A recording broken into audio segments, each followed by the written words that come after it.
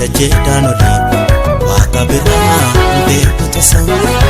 bidda daachaa torbaa keessatti si waaqessaanii bartoonni sadii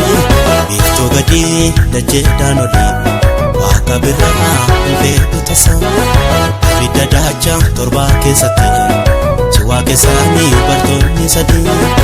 nasaa keessaan fuudhatee keessanuu bashannansiisee akkatti wal barreessina maqaan kees garaan jibse maqaan kee garaan jibse maqaan kee garaan jibse maqaan kee garaan jibse maqaan kee garaan jibse maqaan kee garaan jibse maqaan kee garaan jibse maqaan kee garaan jibse maqaan kee garaan jibse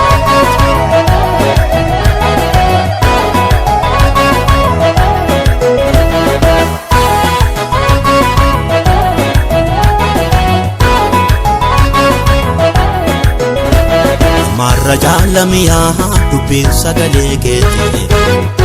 kittoon ardoo sirra caalaa urgeenyi foolisaati marra jaalamiyaa dubbiin sagalee keetii kittoon ardoo sirra caalaa urgeenyi foolii keetii mootiin akka keetti gooftaa firdii qajeelaa laatu hinkaanes hin muudamnees bara keessa sinalatu innalatu mootiin akka kee innalatu gudaan akka kee innalatu mootiin akka kee innalatu gudaan akka kee innalatu mootiin akka kee innalatu gudaan akka kee innalatu mootiin akka kee innalatu gudaan akka kee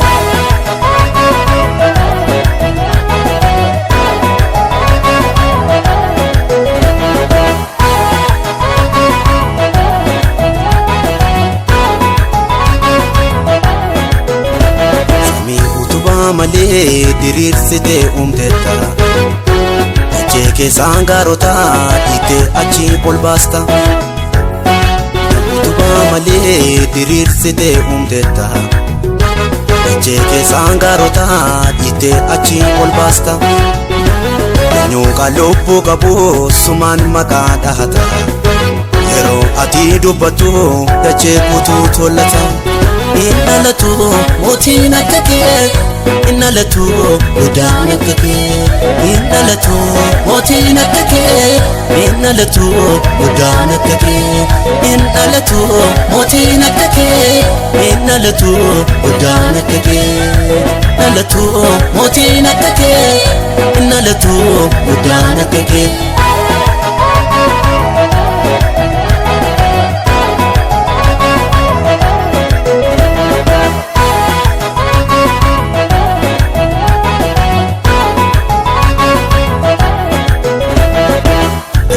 biiftuun urjoonni baay'een ifanuuf laatan galaanni yaa'ee addunyaa marsuu sitti falmatan bineensi namaa nyaatu maqaa keetiin Daani'el faa bulshee abidda dachaa torba keessattis ati nuuf dhufte biiftuun urjoonni baay'een ifanuuf laatan galaanni yaa'ee addunyaa marsuu sitti falmatan bineensi namaa nyaatu maqaa keetiin Daani'el faa bulshee abidda dachaa torba keessattis ati nuuf dhufte eeboof darbannaa diinaa gooftaan koo sinnoo golee dhaagaa golee gooftaan koo sinnaa lolee